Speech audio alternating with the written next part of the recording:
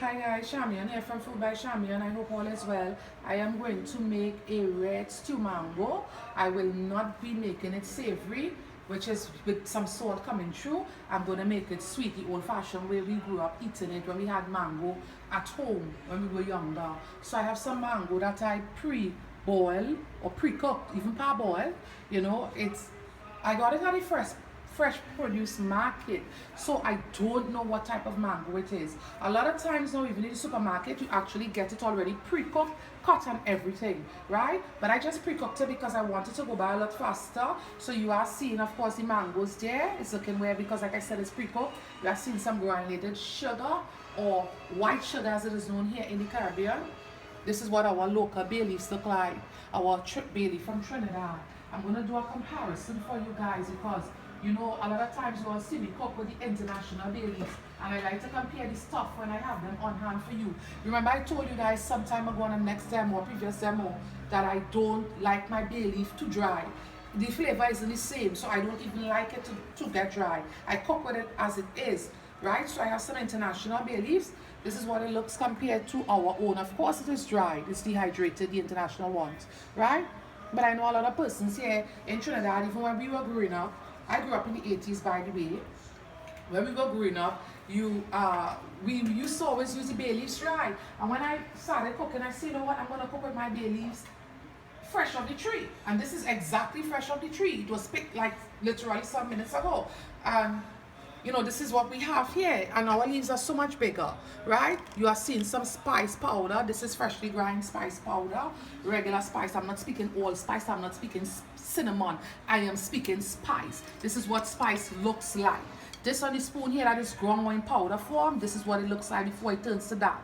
If you have a coffee grinder or a spice grinder, you put it in that, this is what it's going to turn to. And of course, I have a whole hot pepper here on my plate. In Trinidad, we get a variety, whether 7-pod, Scotch bonnet, Congo, Scorpion. Listen, we get a lot of pepper in Trinidad here, right? So I don't want to go prolong anymore. I'm about to start my mango. Everybody do things differently or does things differently. It means absolutely nothing. A lot of times we come to the same conclusion. So I am going to start by first making my sauce, because of course my mango is pre-cooked, so that don't need much cooking to go. I am going to use some powdered red coloring. Sometimes persons use the liquid red coloring. It's okay. It's not the end. The red one is give you a lot more depth of flavor. Not flavor, sorry, color, because it isn't. The powder, sorry, gives you a lot, less is more with the powder. That's what I want to see. This is what the liquid form looks like, right? So let me just start by adding some water to my pot. No onions and green seasonings and things used in this. I'm keeping it traditional, just as we grew up having it. You all go back with me a little bit if you can. Go back a little bit in your memory. Think about your childhood, probably at granny's house, auntie's house, even around the vacation time. And when you had stew mango, tell me what you think. Comment below and tell me the memories you had when you had homemade stew mangoes or cherries or anything. Because sometimes when we were growing up, it was so different long ago. They won't even put coloring in the stuff. You might have had it at times with all the red coloring. It was just as good. The coloring is just a presentation. Let's go back. I'm speaking to my fellow Trinidadians here. If you are international citizen and you're watching, I welcome you. And I'm just giving you an idea because it's almost like a storytelling kind of thing. You can think with me and my fellow Trinidadians, and you're gonna see what we are talking about. So much fun memories, because in Trinidad we have a lot of fruit trees, and during the summer when we were growing up back 80s, 70s, nobody really buy snack and junk for their kids. The fruits was what we had, be it guava or guava as it is known here, ceres, cherries, pomera, pomacite. Listen, we had fruits, right? We had fruits. This generation barely know fruits. I mean, I'm not kidding you. If you try to do some guava preserves or jam at your home, your kids might want to know what's going on here. Because the children that born probably I'll go back to about, let's say 16 years ago, a decade ago, they don't know about preserves and such. They don't know. It's like we literally lost that part of things in Trinidad. But I know in America they still do heavy preservings and so forth. In America, they call it preserve. You all call it preserves in the international world. Here in Trinidad, we call it jam.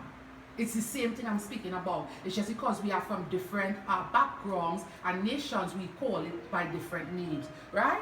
So I'm about to start now. I just wanted to get into a bit of that with you all because once I start my demos, I stay focused solely on what I'm doing. But sometimes it's good to just take a little bit of time to tell you all about the history and so forth concerning what I am doing, right? And everything in life have a story to tell, including food. There's so much fond memories of food and so forth. And you know, some families have their own recipes and traditions with food. You know, I believe every family like have their own take on any version of food, really. You know, some persons might say, well, you know, mom never made it without putting a little bit of this or a little bit of that. Or gran used to do it this way. And you know, back in the day, we wasn't so advanced as we is now. So probably persons might have just used bottles that they had like different stuff in, sterilize it and use it over. Now we are so advanced, we go buy mason jars, we buy preserving jars. We don't use over stuff that much. We don't recycle stuff that much, right? So in with my water, I am getting ready to add my sugar. Now the sugar depends on the sweetness of the cook. How? And remember, because I pre-cooked the mangoes. This is 3 cups of sugar I have in here. I'm not going to start with all 3 because I pre-cooked the mangoes. Some of the acid was removed, right? So you don't have to worry about stuff like that at this point. I'm getting ready to put in my coloring. I am on purpose cooking it in a white pot because I just want that memory of when we were growing up and you see that bright red in the kitchen and stuff like that. So that's why it's against white, okay? I'm going to add a bit of my coloring. I might need my whisk if things get too, you know, because it's powder, of course, right? Tell me it didn't already do something to your brain if you're born Trini. It already did something to my own. This is what we knew growing up, sorry. This is what we knew. It wasn't vacation time. In the international world, sorry, you guys call it summer vacation. In Trinidad and Tobago, here we know it as the August holidays. Yes, it's 2 months, school is closed for over here, but we just call it the August holidays. That's just the way we refer to it. So I'm going to put in now in my pot some of my, 2 of my bay leaves, sorry, it's huge bay leaves. So I'm going to put 2 because I want a medley of all the spices coming through just nicely. The bay leaves was washed. And I'm going to put my whole piece of spice. If you are cooking for kids, don't add pepper. If you can't get the pepper I'm using, use whatever heated pepper you so like. But there are times I purchase mango and it's sweet, like really sweet and nice, and it's hot. It's a nice combo going off the boat. It's hot, meaning it's spicy. And I love mangoes like that. I also happen to like stews that are dry. I don't like to see stews with too much of liquid, but because I am doing a demo, I won't reduce it that greatly, right? So I'm getting ready to add a bit of the spice powder. Of course, we can never have too much spice, but please, having said that, don't go berserk, okay? That's about a teaspoon I use there. I won't even wait for it to boil up. I'm going to get my mangoes in there now because I want everything to cook nicely and, you know, for it to take in all the flavorings and so forth, right? I know some of you are going to feel for mangoes and homemade stuff right after this demo. You're going to be tracking down where you can buy your stuff if you live internationally and you have Trini roots or you are Trinidad. You're going to be like, I need to get some mango or something to make stew. Just be careful because of course it's red coloring and you don't want to dirty your kitchen if you have, for instance, white countertops and so forth, because sometimes it takes a while to come off, right? The coloring, that is. So just be careful. And if you might have the question for me if it needs to be pre-boiled, not necessarily, but it will help because it's going to take out or remove a lot of the acid, right? Some persons may not do that. They might be against that because they're going to tell you all the nutrients will have been discarded in that first set of water, right? It is what it is in Trinidad. Like I say, we do a lot of things old school. Those of us that are from the 80s and going probably back to the 70s, even, well, that's as far as I will go. But if I'm saying we are old school, imagine for those of the 50s and so forth, that era. I'm going to add a little bit more coloring because I find it's just pale, but remember, there needs some cooking to happen, right? So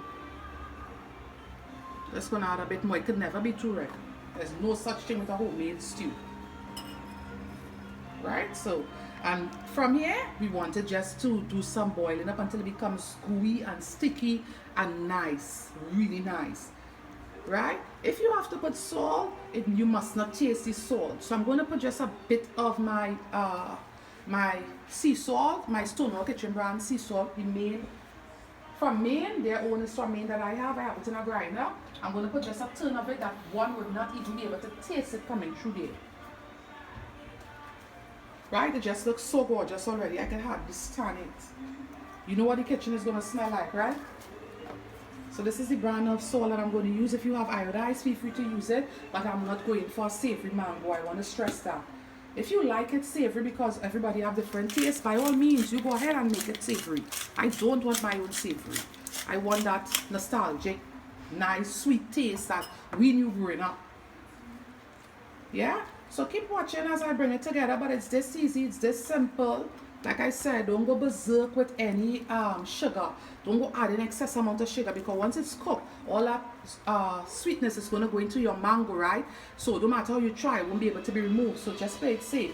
When it's somewhat halfway between cooked, of course you can test and see if you need to adjust your sugar to suit your taste. Right? I won't suggest using artificial sweeteners for this and honey and the like. Stick with your granulated sugar or your white sugar. Stick with that. I won't suggest using things like that, right? So keep watching as I bring it together for you all. So guys, this is where our red mango or stew mango is reduced to. It's just brilliant. The sauce is so rich and nice, and no thickening agent was added. You're going to see how it looks. I like the shade of red that it is. It's just absolutely gorgeous. We have some very thick, nicely reduced sauce. It just coats this back of the spoon. The spoon so lovely, front and back, it's not even funny. Right? I have some already put out. It's just gorgeous, right? I'm going to do up close, shot of it for you guys to see. I have a fresh bay leaf in there for presentation and fresh spice, of course. You all saw how easy it was. You know, as a parent, or even if you have younger ones, they could be whoever to you. You can get them in the kitchen and do their school is on vacation, bring back some of the memories for the kids. These are memories worth preserving. You know, no pun intended, but these are memories worth preserving. Why lost it, you know, and not let the next generation behind us know about it. Guys, making this was my pleasure. As always, you all know Food by Chamion. We are all over social media. We have the YouTube channel. We have a public Facebook page. We have a public Instagram page, all under the name Food by Chamion. If you want to come into direct contact with me, you can do so on email address foodbychamion@gmail.com. Please use all common letters when you are accessing the email address. Leave me a comment below, because probably it would have brought back fond memories for you also. Probably you can show your kids and, you know, things like that, or, you know, whichever children that you might be close to, and show them, you know, what we grew up eating versus what they eat nowadays. Right? So guys, until I'm with you, thank you for all your love and support. Welcome to my new subscribers and viewers, and I'll be with you guys soon. Bye.